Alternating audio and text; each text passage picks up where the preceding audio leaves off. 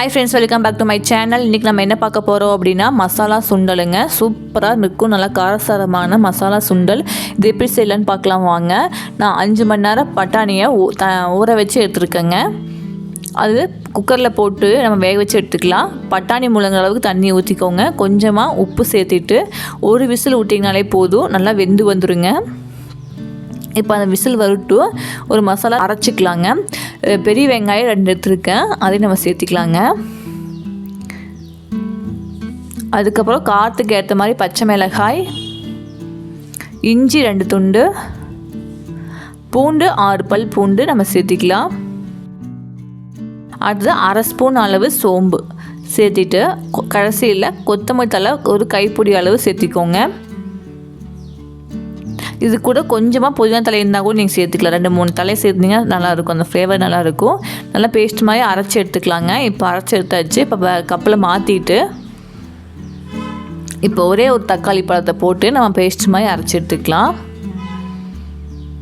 அவ்வளோதான், இது பேஸ்ட்டு அரைச்சி எடுத்தாச்சுங்க தக்காளியும். இப்போ ஒரு விசில் வந்து அடுப்பு ஆஃப் பண்ணிவிட்டு விசில் போனதுக்கப்புறம் பாருங்கள். இப்போ உங்களுக்கு பாருங்கள், ஒரு விசிலில் விட்டு எடுத்துருக்கேன். நல்லா மாவு மாதிரி வெந்து வந்துடுச்சு பார்த்தீங்களா? அவ்வளோதான், சூப்பராக வெந்து வந்துடுச்சுங்க. இல்லைன்னா உங்களுக்கு இன்னொரு குலைவாக வேணும் அப்படின்னா இன்னொரு விசில் ஒன்று விட்டுக்கலாங்க. இப்போது கடாயில் 2 டேபிள் ஸ்பூன் அளவாக எண்ணெய் சேர்த்திக்கோங்க. அது கூட கல்பாசி அன்னாச்சி பூ ஒரு ஃப்ளேவருக்காக நம்ம சேர்த்திருக்கிறோம். சேர்த்திட்டு நம்ம அரைச்சி வச்சுருக்க புதினா கொத்தமல்லி பேஸ்ட்டு நம்ம சேர்த்திக்கலாம். சேர்த்திட்டு அந்த பச்சை வாசனை போகவே 2 நிமிஷம் அப்படியே வதக்குங்க. வதக்குனதுக்கப்புறம் தக்காளி பேஸ்ட்டை நம்ம சேர்த்திக்கலாம். சேர்த்திட்டு கொஞ்சமாக தண்ணி அளவாக 1/2 கிளாஸ் அளவு தண்ணி ஊற்றிட்டு இதெல்லாம் தொக்கு மாதிரி வந்துடணுங்க. அந்த ஆகிற வரைக்கும் நம்ம கிளறி விட்டுக்கலாம். இப்போ பாருங்கள், இந்த அளவுக்கு தொக்கு மாதிரி வந்துருச்சுல. இப்போது இந்த ஸ்டேஜில் மசாலா சேர்த்திக்கலாங்க. இப்போது கொத்தமல்லி பொடி 1 ஸ்பூன் சேர்த்திக்கலாங்க. சன்னா மசாலா 1/2 ஸ்பூன். சன்னா மசாலா இருந்தால் சேர்த்திக்கோங்க, இல்லைன்னா ஸ்கிப் பண்ணிக்கோங்க, ஒன்றும் பிரச்சனை இல்லை. இப்போ கரம் மசாலா 1/2 ஸ்பூன். கறி மசாலா தூள் இருக்கும் பார்த்திங்களா, அது 1 ஸ்பூன் சேர்த்திக்கலாம். சீரகத்தூள் 1/2 ஸ்பூன். மஞ்சத்தூள் 1/4 ஸ்பூன். அவ்வளோதாங்க இதுக்கு தேவையான மசாலா. இப்போ இந்த மசாலாவில் நீங்கள் வந்து கரம் மசாலா கண்டிப்பாக சேர்த்திக்கோங்க, அப்போ தான் நல்லாயிருக்கும், டேஸ்ட் நல்லாயிருக்கும். சன்னா மசாலாவும் போட்டு டேஸ்ட் நல்லாயிருக்கும். கறி மசாலா இருந்தால் சேர்த்திக்கோங்க, இல்லைன்னா ஸ்கிப் பண்ணிக்கோங்க, ஒன்றும் பிரச்சனை இல்லை. இப்போ மசாலா போட்டு 2 நிமிஷம் அப்படியே வதக்கிக்கோங்க. இப்போ வதக்கினதுக்கப்புறம் நம்ம சுண்டலை வேக வச்ச தண்ணி இருக்கும் பார்த்திங்களா, அந்த தண்ணி நம்ம உள்ளே சேர்த்திக்கலாம். தண்ணி சேர்த்திட்டு அந்த பச்சை வாசனை போகிற வரைக்கும் நல்லா கொதிக்கட்டுங்க. இப்போ நல்லா கொதிச்சு வரட்டும்.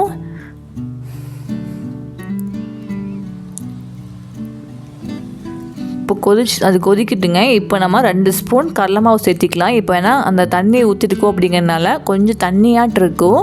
நம்ம சாப்பிட்றோம் அப்படியே மசாலா சுண்டல் வந்து நம்ம அப்படியே சாப்பிட்றோம் அப்படிங்கிறனால கொஞ்சமாக கடலை மாவு கரைச்சி ஊற்றினோம் அப்படின்னா கொஞ்சம் கெட்டி பதமாகிடும். கடலை மாவு கரைச்சி ஊற்றிட்டு நல்லா கொதிச்சிடுச்சுங்க. இப்போ பாருங்கள், நல்லா கொதிச்சிடுச்சு. இப்போ இந்த ஸ்டேஜில் உள்ள பட்டாணி சேர்த்திக்கலாம்.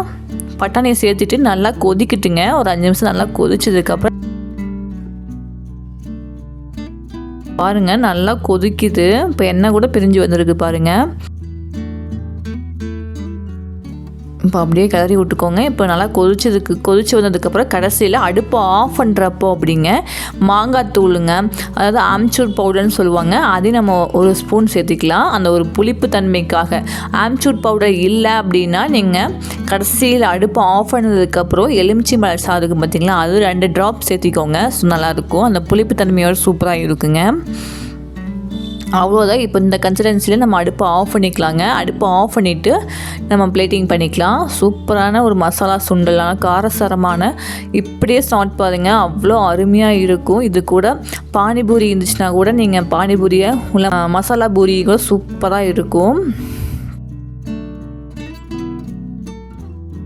பெரிய வெங்காயம், கேரட், கொத்தமல்லி போட்டு நம்ம சூடு ஆறக்குள்ளே சுட சாப்பிட்டா இது கூட டீ வச்சு சாப்பிட்டா சூப்பராக இருக்குங்க.